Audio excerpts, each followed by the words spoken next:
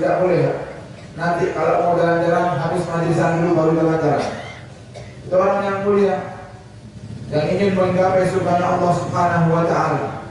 Kata di neraka Allah Subhanahu wa taala dapat kita peroleh dengan kegembiraan yang ada di dunia ini. Dan segala kemaksiatan itu terkadang lebih enak daripada ibadah kepada Allah Subhanahu wa taala. Sehingga para salafun saleh dahulu jika ditawari mati sekarang apa mati nanti 60 tahun yang akan datang, mereka lebih memilih mati sekarang. Kenapa? Karena berbuat baik itu susah. Seandainya kita bertemu dengan musuh yang paling kita benci dan kita tersenyum kepadanya, di saat tersenyum hati rasanya berat. Dan itu perbuatan yang baik yang diajarkan oleh Muhammad SAW. Nabi dulu dahi dicaci maki tidak pernah Nabi menampakkan wajahnya itu dengan wajah yang emosi, marah dan lain-lainnya. Tapi Nabi tetap senyum, menebar salam kepada orang-orang yang suka mencaci Nabi Muhammad, menyapa dengan baik.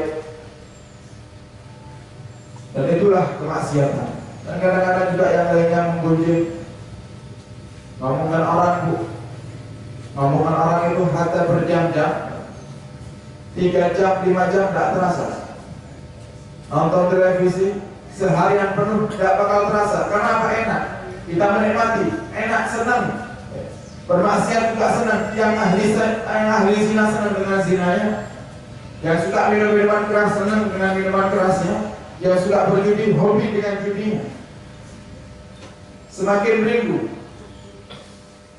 Yang sudah kecanduan narkoba semakin pengen terus menghirup narkoba atau menghisap narkoba. Karena apa? Itu semuanya kemaksiatan. Dan kemaksiatan itu rata-rata menyenangkan hati.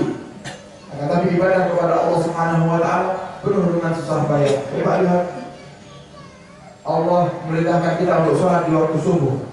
Waktu lagi dingin-dinginnya udara, lagi nyak-nyaknya tidur, kita suruh bangun sama Allah Subhanahu wa taala. Berat tidak? Berat. Tapi apa yang kita peroleh nantinya? Surga Allah Subhanahu wa taala.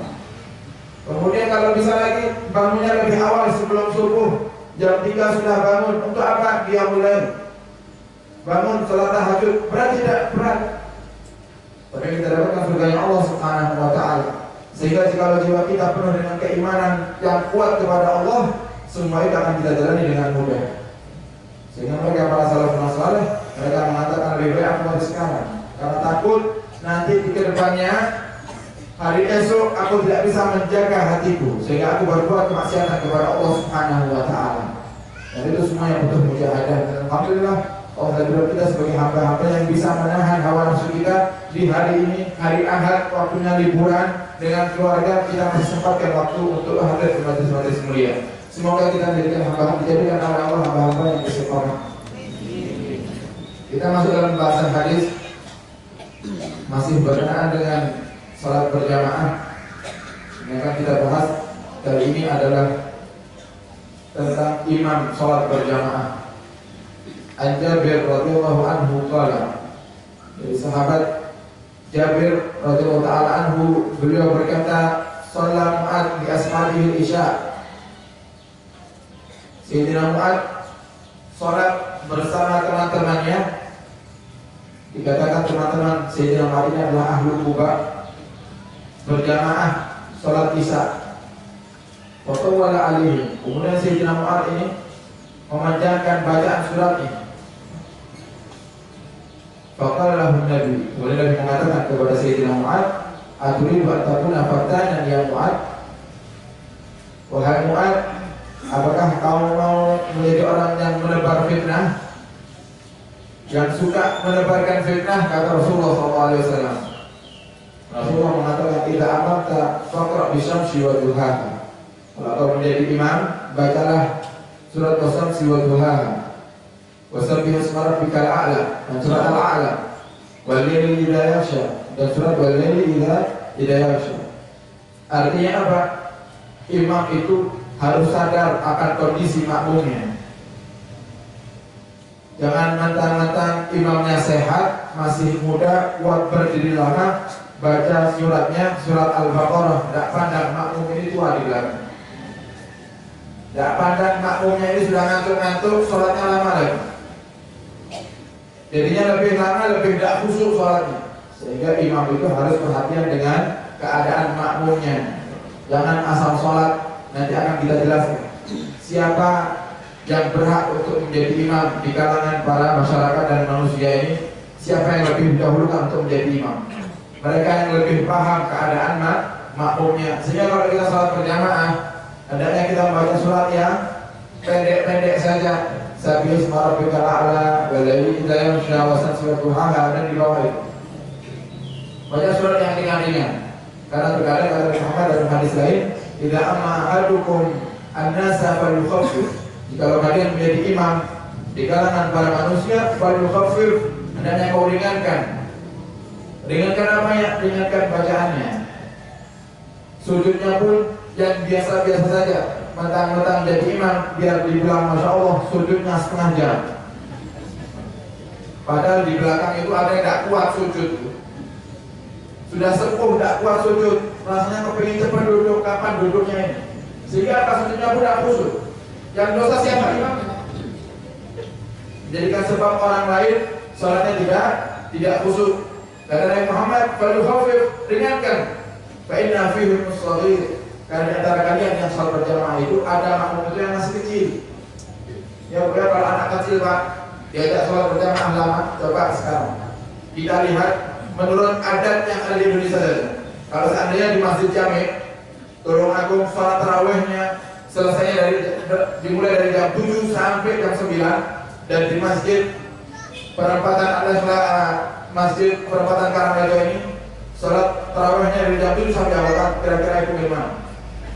Dari jam 7 sampai jam 9, dari jam 7 sampai jam 8. Beda sampai jam 8. Kalau ada yang lebih ringan juga jam 7 sampai setengah 8. Mungkin bakal itu yang jam 7 sampai setengah 8. Karena apa? Karena kadang ada hajat.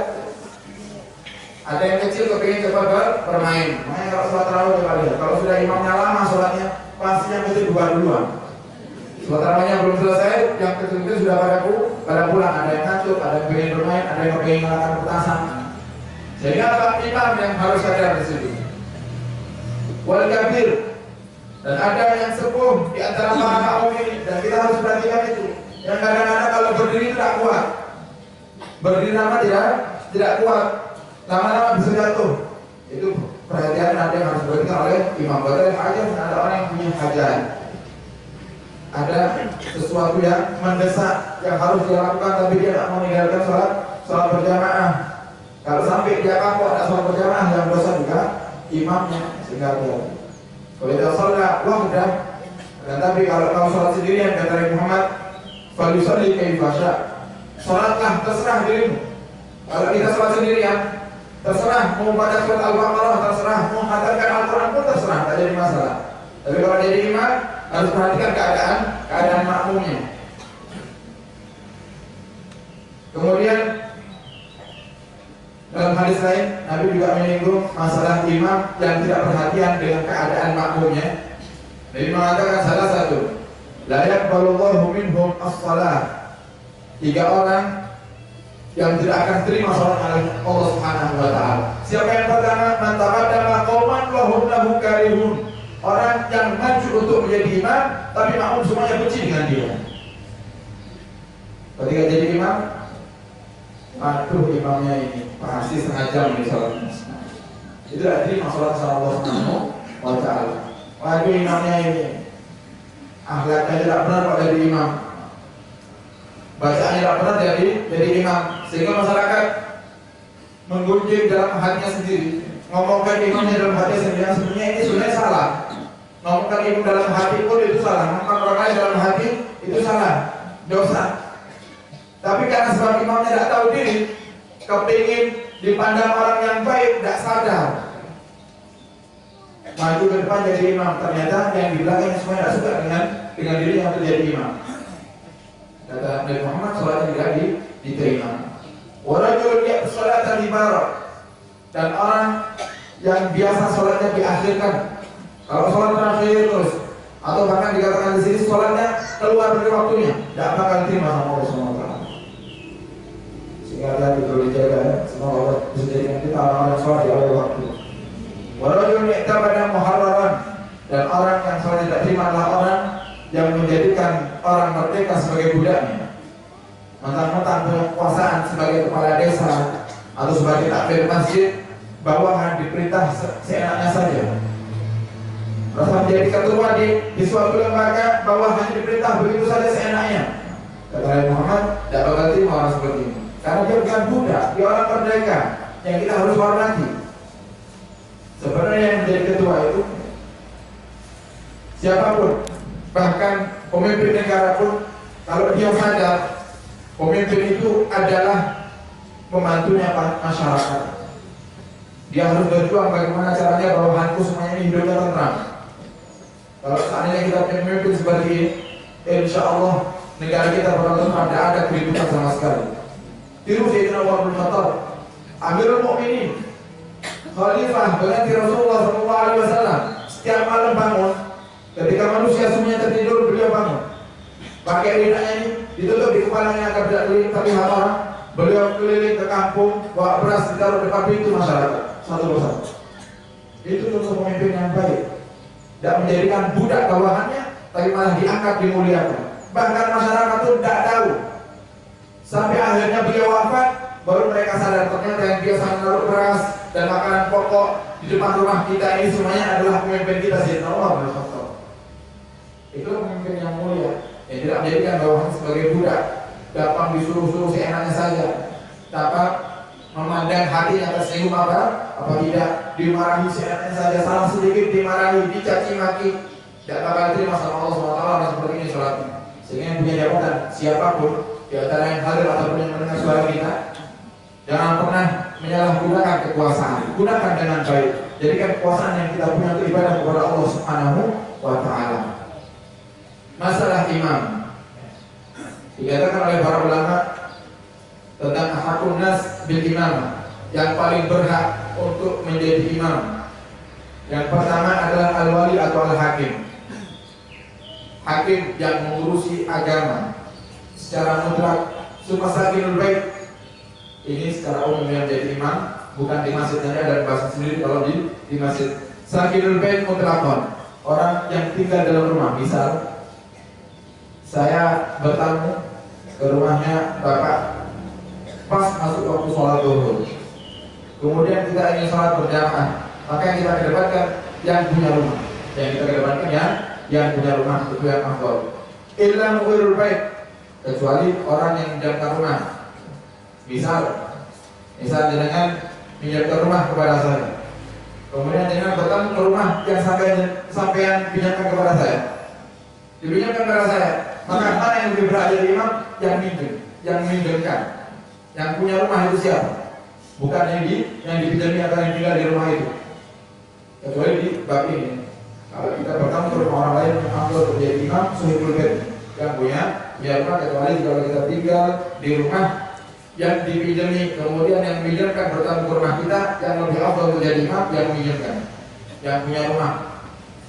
Kemudian sayyid dengan budaknya, kalau ada tuan dan budaknya, yang lebih afdal jadi imam tuannya. Yang sekarang sudah tidak ada perbudakan, kalau di luar Indonesia sama sudah tidak ada perbudakan. Imamatul masjid wa ghairihi, kemudian imam sholat di masjid. Ciri-cirinya imam yang baik atau ketika kita berkumpul di suatu tempat dengan jamaah yang banyak, mana yang kita dahulukan untuk menjadi imam? Al-aula biha al-imam ratib, yang paling pertama adalah imam yang sudah rutin di masjid. Misal masjid ketua takmirnya memberikan tugas kepada salah satu fulan untuk menjadi imam, maka yang afdal untuk jadi imam yang telah ditentukan. Bahkan di sini imam yang telah ditentukan oleh hakim. Misal ada masjid besar, di dalam masjid ditentukan oleh hakimnya imamnya si fulan, imamnya si A, maka yang harus jadi imam yang telah ditentukan oleh hakim. Kemudian afqah, yang lebih pintar ilmu agamanya, itu derajatnya. Semua afqah. Yang pertama imam ratib yang sudah biasa rutin menjadi imam di masjidnya masing-masing, dia yang harus dahulukan. Kemudian yang kedua al-afqah, yang paling banyak ilmu agamanya. Turun lagi al-aqra, yang paling baik bacaannya. Ketika baca Al-Quran didengar itu enak. Kalau kita sholat berjamaah dengan imam yang bacaannya tidak karuan, cepat kepingin selesai. Kita pas selesai, suaranya enak didengar. Sehingga dari sini ulama mengatakan al-aqra yang ketiga. Urutan yang ketiga orang yang punya bacaan yang baik, fasih dan punya suara yang baik. Kemudian sumal aura, setelah yang pintar membaca atau suaranya enak dan fasih ketika membaca Al-Quran, turun ke bawah lagi al-aura yang paling wara, yang paling tidak cinta dengan dunia, yang paling masya Allah tidak ribut dunia. Itu yang didapatkan untuk jadi imam. Kalau imam yang di atas tadi tidak ada. Turun lagi summa sabiq al hijrah au ahadu abaihi summa sabiq al Islam.